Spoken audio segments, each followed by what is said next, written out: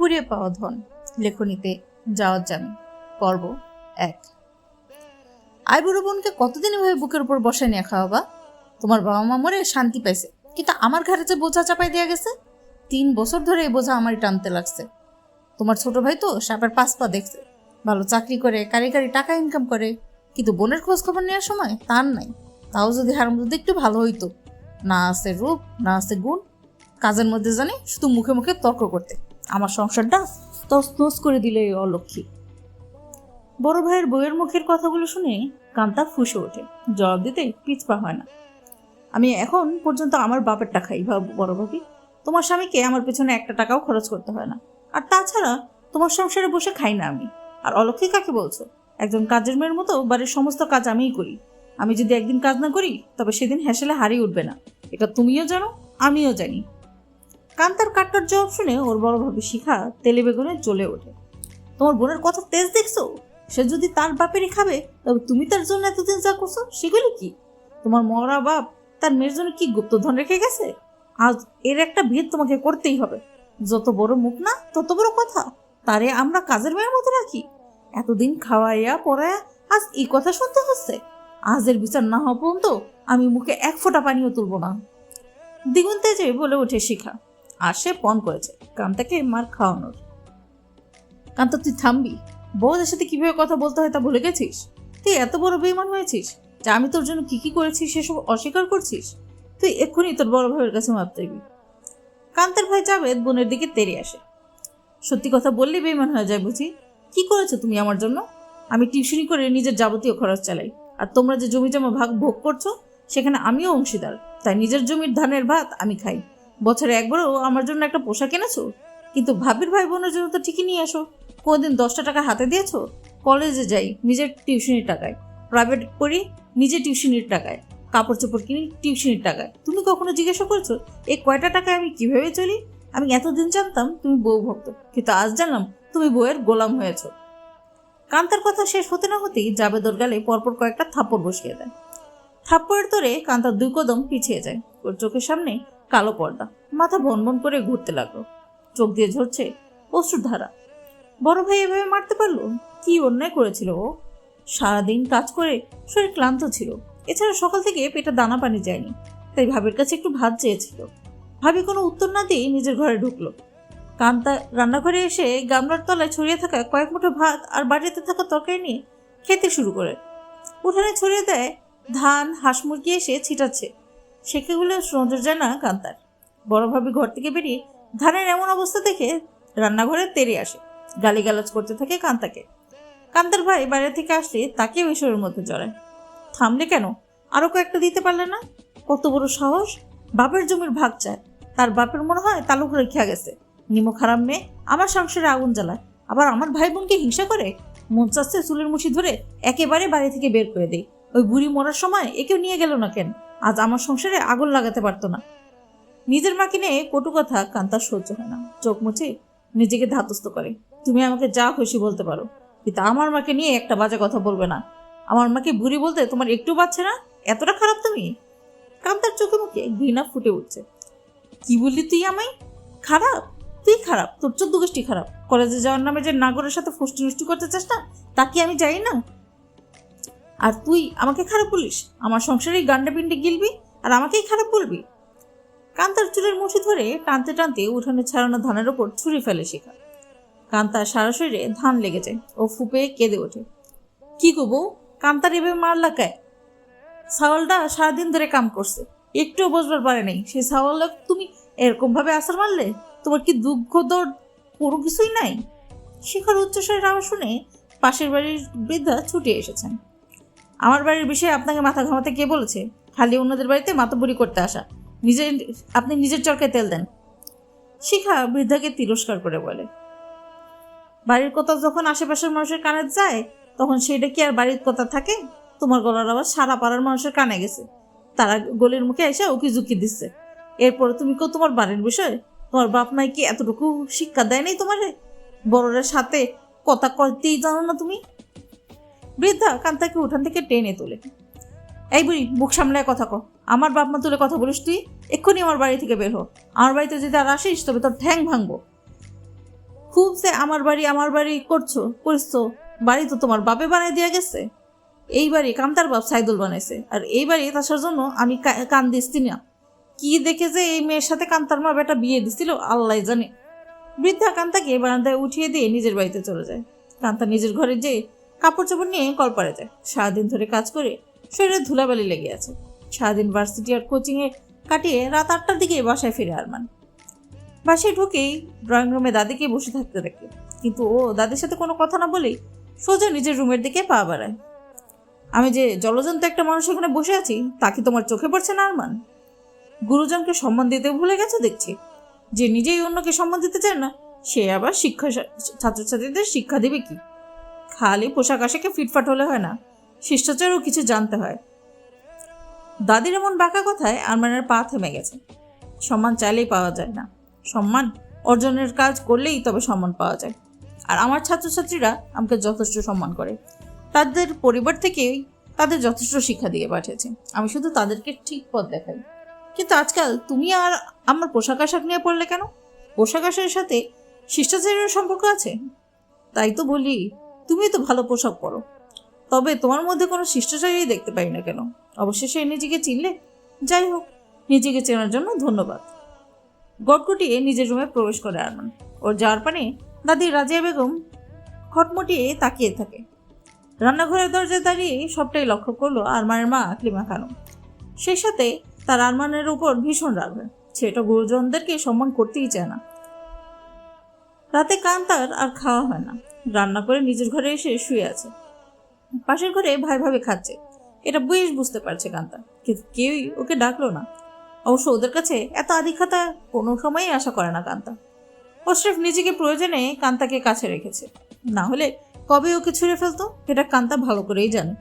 চোখের কোন বেয়ে অনর্গল অশ্রুকণারা ঝরতে থাকে।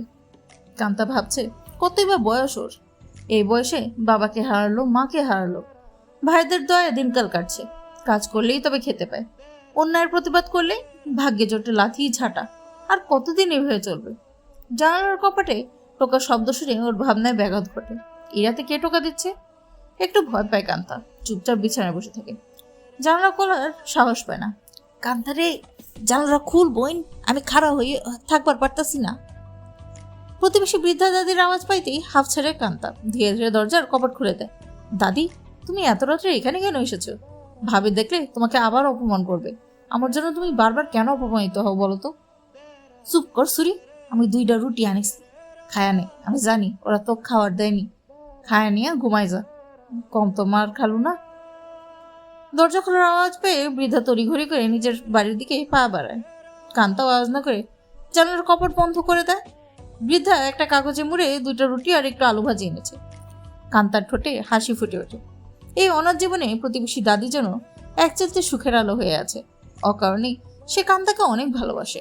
কান্তা সময় নিয়ে রুটি 2টা খায়, এরপর উঠে কলপাড়ে যায়।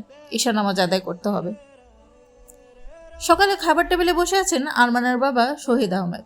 তিনি আরমানের জন্য অপেক্ষা করছেন। আরমান নিজের রুম থেকে বেরিয়ে সোজা ড্রয়িং রুমের বাইরে যেতে লাগলো। শহীদ আহমেদ তাকে ডাক দেন। আরমান, আমি তোমার জন্য এখানে অপেক্ষা করছি, তুমি না খেয়ে বেরিয়ে যাচ্ছ কেন? এদিকে এসো, একসাথে খাবো। আরমান বাবার ডাক শুনে ড্রয়িং টেবিলের কাছে আসে। কিছু বলবেন? বলুন। আজ আমার সকাল সকাল ক্লাস নিতে হবে, এখন খাওয়ার সময় নেই। তোমার কখনোই আমার সাথে বসে খাওয়ার সময় হয় না। আমি খেতে ডাকলেই তুমি নানান বাহানা দাও। তুমি কি লক্ষ্য করেছো দিন দিন তুমি আনসোশাল হয়ে যাচ্ছ, রুডলি বিহেভ করছো পরিবারের লোকজনদের সাথে? এগুলো একটু বেশি হয়ে যাচ্ছে না বলে তোমার কাছে মনে হয় না? আমি শুধু নিজের মতো করে চলতে চাইছি। এতে যদি আপনার মনে হয় আমি আনসোশাল, রুড বিহেভ করি তবে তাই। কোনটা বেশি কোনটা কম এগুলো দেখার সময় আমার নেই। আপনার কিছু বলবেন? আমার দেরি হয়ে যাচ্ছে। তোমার সাথে কথা বলাই বৃথা। তা না হলে নিজের বাবার এত বড় কোম্পানি থাকতে একটা প্রাইভেট ভার্সিটি পড়ানোর চাকরি নাও। শহীদ আহমেদ উত্তেজিত হয়ে গেছেন। আহা ভাইজান, আপনি এই সাত সকালে আপনার আরমানের সাথে রাগ করছেন কেন? সেটা বললোই তো ওর ক্লাস আছে, আজ একসাথে খেতে পারছে না তো কি হয়েছে? কাল দুজনে একসাথে খাবেন। বাবা আরমান, তুমি ভার্সিটিতে যাও। শহীদ আহমদের মামাতো ভাই রশিদ বেগ দুজনের মধ্যে হস্তক্ষেপ করে। চাচা, তুমি ওনাকে বলে দিও আমি নিজের যোগ্যতায় চাকরি পেয়েছি, তাই এই চাকরি আমি করব। নিজের নামে আমি মাথা উঁচু করে বাঁচতে চাই, বড় হতে চাই। বাবার সাহায্যের আমার কোনো প্রয়োজন নেই। কাউকে কোনো কথা বলার সুযোগ না দিয়ে আরমান হনহনিয়ে বেরিয়ে আসে। শহীদ আহমেদ গমনোদ্যত ছেলেকে দেখে দীর্ঘশ্বাস ফেলেন। ছেলের আর তার মাঝে 7 সমুদ্র 13 নদীর ব্যবধান। আরও একবার তাকে চোখে আঙ্গুল দিয়ে দেখিয়ে দিল তিনি পিতা হিসেবে অযোগ্য। কুড়িয়ে পাওয়া ধন পর্ব 2। কান্তা প্রতিদিনের ন্যায় ভোরে ঘুম থেকে উঠে ফজরের নামাজ আদায় করে বই নিয়ে বসেছে। আধা ঘন্টা পড়ার পর রান্নাঘরে যায়। সকাল ও দুপুরের রান্না শেষ করে কয়েক মুঠো ভাত কোনো রকম নাকে মুখে দিয়ে উঠে যায়। এরপর তৈরি হয়ে সোজা কলেজের উদ্দেশ্যে রওনা দেয়। বাড়িতেই 8:30 বেজে গেছে। কলেজে পৌঁছাতে 1 ঘন্টা সময় লাগবে। আজ 9:45-এ প্রথম ক্লাস। আরমান ভার্সিটির উদ্দেশ্যে রুম থেকে বের হতেই গতকালের ন্যায় আজও তার বাবা তাকে পিছু রাখে। আরমান বাবার সামনে এসে দাঁড়ায়। কিছু বলবেন? কেন, আজও তোমার জরুরি ক্লাস আছে নাকি? আমি ডাকলেই শুধু তোমার জরুরি কাজ করে বুঝি? বাবার গলায় স্পষ্ট ব্যঙ্গ। আপনার কিছু বলার থাকলে বলুন, নয়তো আমি এখনই বের হব। অযথা পেঁচাল আমার ভালো লাগে না।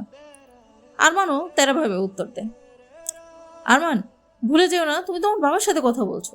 আমাদের সম্মান দিতে না পারো তাতে অসুবিধা নেই, নিজের বাবাকে অন্তত একটু সম্মান করো। আরমানের মা আকলিমা খানম বাবা ছেলের মধ্যে কথা বলে। আপনাদের সম্মান না দেওয়ার জন্য সরি। আসলে আমি 1000বার চেষ্টা করলেও সম্মান জিনিসটা ঠিক আসে না, বিশেষ করে আপনাদের প্রতি। অবশ্য ব্যাড লাক আমারই, আপনাদের মতো গুণী মানুষদের সম্মান দিতে পারি না। আরমান, আমি তোমাকে ডেকেছি একটা কথা বলার জন্য, কিন্তু তুমি আমার কথা না শুনে নিজের তারামুখে প্রাধান্য দিচ্ছ। শহীদ আহমেদের গলায় রাগ স্পষ্ট। কি করব বলুন, সময় আমাকে তেরা বানিয়েছে, অথচ এমনটা হওয়ার ছিল না। যাক গে, এবার আপনার জরুরি কথাটা বলে ফেলুন। অলরেডি অনেক দেরি হয়ে গেছে, তাড়াতাড়ি বেরোতে হবে, না হলে ক্লাসে লেট হবে। এই চেয়ারটায় বসো। বাবার নির্দেশ অমান্য করে না আরমান, চেয়ারটায় টেনে বসে পড়ে। শোনো আরমান, তোমার যথেষ্ট বয়স হয়েছে, লেখাপড়া শেষ করেছো, ভালো জব করছো, এবার বিয়েটাও সেরে ফেলো। আর তাছাড়া তোমার 2টা ছোট ভাই বোন আছে, তোমাকে রেখে আমি তাদের আগে বিয়ে দিতে পারি না, এবং বিষয়টা ভালোও দেখায় না। আমার খালাতো বোনের মেয়েকে তোমার জন্য পছন্দ করেছি, তুমিও তাকে চিনবে। মেয়েটা ভীষণ লক্ষ্মী, সে ভার্সিটিতে পড়ে। তুমি রাজি থাকলে আমি ওদের বাড়িতে বিয়ের প্রস্তাব পাঠাতে পারি। এক নাগারে কথাগুলো বলে থামলেন শহীদ আহমেদ। বাহ, আমার জন্য আপনার এত চিন্তা দেখে ভালো লাগলো। আপনি চাইলে শুভ আর সৃজার বিয়ে দিতে পারেন, এতে আমার কোনো আপত্তি থাকবে না। বয়স যখন হয়েছে আমাকেও একদিন বিয়ে করতে হবে, তবে যে দিনই বিয়ে করি না কেন আপনার বোনের মেয়েকে বিয়ে করব না। আরমানের সোজা সাপটা জবাব শুনে শহীদ আহমেদের বিরক্তিতে মুখ বাঁকায়। তাহলে আকলিমার বোনের মেয়েকে বিয়ে করো, সে মেয়েও দেখতে চমৎকার, কিংবা আমার ফ্রেন্ডের মেয়ে আছে, সেও তোমার যোগ্য। দুঃখিত, আমি এদের কাউকেই বিয়ে করব না। চমৎকার, যোগ্য, সুন্দরী কিংবা মডার্ন মেয়েকে আমার প্রয়োজন নেই। আমি চাই নম্র, সুশীলা, প্রতিবাদী একটা মেয়ে, যে সম্পর্কের মূল্যায়ন করতে জানবে, যে কোনো অন্যায়কে প্রশ্রয় দেবে না। আপনি যাদের কথা বলছেন তারা একজনও এই সব ক্যাটাগরিতে পড়ে না। আরমানের কথা শুনে আকলিমা খানম ফুঁসে ওঠে। রাজিয়া খানম দাঁত কিরমিরিয়ে তাকিয়ে আছেন আরমানের দিকে। তুমি বিয়ে করবে না ভালো কথা, কিন্তু তাই বলে আমার বোনের মেয়েকে অপমান করতে পারো না। সে শিক্ষিতা মেয়ে, চালচলন ভালো, তুমি কোন হিসাবে তাকে তোমার যোগ্য মনে করছো না? আকলিমা খানম তেজ দেখিয়ে বলেন। আপনিই তো সবটা বলে দিলেন। এখন তো আমার মনে হচ্ছে আপনার শিক্ষিতা, ভালো চালচলনওয়ালা মেয়ের জন্য আমিই পারফেক্ট নই। আরমানের ভাবলেশীন উত্তর শুনে শহীদ আহমেদের শরীরে রাগ বাসা বাঁধতে শুরু করে। তুমি যাই বলো না কেন, যত এক্সকিউজ দাও, তোমার বিয়ে আমি দিয়েই ছাড়বো, এবং আগামী 2 মাসের মধ্যেই। যদি আমাদের পছন্দ তোমার ভালো না লাগে, তবে নিজের পছন্দেই তোমাকে বিয়ে করতে হবে। আমি 2 মাসের মধ্যে তোমার বউ দেখতে চাই। আমার পেছনে এভাবে লাগলেন কেন? বউ দেখবার ইচ্ছে থাকলে শুভকে বিয়ে করান। আপনার আদরের ছেলের জন্য মনের মতো বউ নিয়ে আসেন, তবুও আমাকে নিয়ে ভেবে টানাটানি করবেন না। আমার আবার এত ভালোবাসা সয় না। কথাটা বলেই আরমান দৃঢ় পায়ে বাসা থেকে বেরিয়ে যায়। শহীদ, তোর ছেলেকে মানুষ করতে পারিস না? এমন বেয়ারা ছেলে আমি জন্মেও দেখিনি। এখন তো মনে হচ্ছে এই গোয়ার ছেলের জন্য মেয়ে দিবে কে? যে ছেলে পরিবারের সাথে এমন আচরণ করে, সে বউয়ের সাথে কেমন আচরণ করবে ভাবতেই ভয় হয়। রাজিয়া খানম কৌশলের ছেলেকে উস্কে দেয় আরমানের বিরুদ্ধে। আমিও দেখব তার গোয়ার তুমি সীমা কতটুকু, বিয়ে তাকে করতেই হবে। শহীদ আহমেদও জিদ চেপে গেছে তার উপর। ক্লাস শেষে বাড়িতে আসতে কান্তার বিকেল হয়েছে। ঘরমন্ত শরীরে বাড়িতে ঢুকতেই শিখার মুখোমুখি হয়।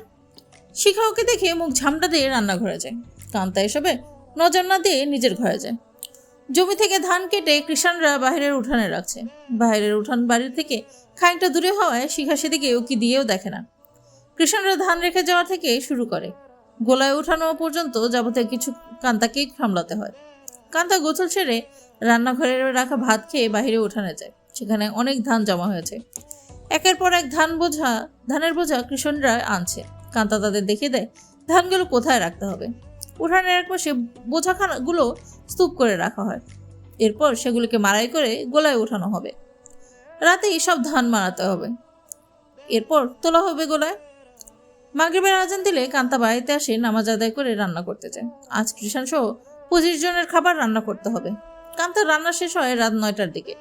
সারাদিনের পরিশ্রমে শরীর একেবারে নুয়ে পড়েছে। রান্না শেষে গোসল দিয়ে নামাজ আদায় করে বিছানায় শরীর এলিয়ে দেয় কান্তা এবং নিমিষেই ঘুমিয়ে পড়ে। হঠাৎ কারো ধাক্কায় হুড়মুড়িয়ে উঠে বসে কান্তা। ওর ভাইয়ের ছেলে আরাব ডাকছে, ফুপি তুমি এখন ঘুমাচ্ছ কেন? আম্মু ভীষণ রাগ করছে, তাড়াতাড়ি বাইরে চলো। তুমি জানো না আম্মু তোমার সাথে রাগ করলে আমার ভীষণ কষ্ট হয়। আরফের কথা শুনে ওকে কোলে তুলে নিয়ে চুমু খায় কান্তা। সেটা আসলেও ওকে খুব ভালোবাসে। কান্তা কলপারে যেয়ে হাত মুখ ধুয়ে রান্নাঘরে এসে কৃষাণদের খাবার বাড়তে থাকে। একে একে বড় গামলায় ভাত তরকারি বেড়ে বড় ভাইকে ডাক দেয়। ধানের কাজ শেষ হতে 15 দিন লাগে। কান্তার ভাই একজন মহিলা রেখেছেন কাজ করার জন্য। অবশ্য প্রতি বছরই সেই বৈশাখ জ্যৈষ্ঠ মাসে একজন মহিলা রাখে, কারণ ধান সেদ্ধ, শুকনো আবার ধান ভাঙানো কাজ একা একা করা যায় না। এই 15 দিন কান্তা সেই মহিলাকে নিয়ে ধান সেদ্ধ থেকে শুরু করে ভাঙানোর পর সেগুলো ঝেড়ে পরিষ্কার করে। এরপর মাটির বড় বড় মটকায় চাল ভর্তি করে রাখে। এত সব কাজ করতে করতে হাঁপিয়ে ওঠে কান্তা। তবুও একটিবারও ওর ভাবি ওদের সাহায্য করা তো দূরের কথা, ওদের ছায়াও মারায় না পর্যন্ত। এই 15 দিন কান্তা কলেজে যেতে পারেনি, প্রাইভেট পড়তে যায়নি। শুধু রাতের বেলায় 3 জনকে পড়িয়েছে, আর বাকি 7 জনকে 15 দিনের জন্য ছুটি দিয়েছে। কারণ এই 3 জনকে না পড়ালে এই মাসের বেতন পাবে না। 15 দিন পর কলেজে গেলে টাকা লাগবে, তাই হাজার কষ্ট হলেও ওদের পড়িয়েছে। রোজকার নয় ফজরের নামাজ আদায় করে একটু বইয়ে চোখ বুলিয়ে রান্নাঘরে যায় কান্তা। সকাল দুপুরে রান্না সেরে গোসল দিয়ে কোনো রকমে নাকে মুখে খাবার দিয়ে কলেজে ছোটে। গ্রামের ছোট বাজারের 3 মাথায় অটোরিকশার অপেক্ষা করছে কান্তা। 5 কিলোমিটার পথ অটোরিকশা যাওয়ার পর পাশের গ্রামের আরেকটা বাজারে নেমে সেখান থেকে আরেকটা অটোরিকশা করে 17 কিলোমিটার পথ পাড়ি দিতে হয়। তারপর অটোরিকশা থেকে নেমে 10 মিনিট হাঁটলেই ওর কলেজ। অবশ্যই 10 মিনিটের পথের জন্য রিক্সা আছে, কিন্তু এতে অনেক টাকা খরচ হয়। এই জন্য কান্তা এই পথটুকু হেঁটেই অতিক্রম করে। শিখা আজ বাড়ির হাঁস মুরগি জবাই করেছে, সেগুলো বেছে বেছে কাটতে হবে কান্তাকে। শিখার এত আয়োজন দেখে কান্তা বুঝে গেছে নিশ্চয়ই ওর ভাবির বাবার বাড়ি থেকে কেউ আসছে। কান্তা হাঁসের মাংসের ভুনা, মুরগির কোরমা, ডিম ভুনা, রুই মাছের কালিয়া আর পোলাও রান্না করেছে। এসব রান্না ও মায়ের কাছ থেকে শিখেছে। ওর মা নানা রকম রান্না জানত। তিনি বেঁচে থাকতে মেয়েকে পাশে বসিয়ে নিজের হাতে অনেক রকম রান্না শিখিয়েছিলেন। তিনি চাইতেন তার মেয়ের যেন বিয়ের পর রান্না করা নিয়ে কোনো কটু কথা না শুনতে হয়। কিন্তু কে জানতো তার মেয়ে বিয়ের আগে ভাইয়ের সংসারে দাসী হিসেবে কাজ করবে।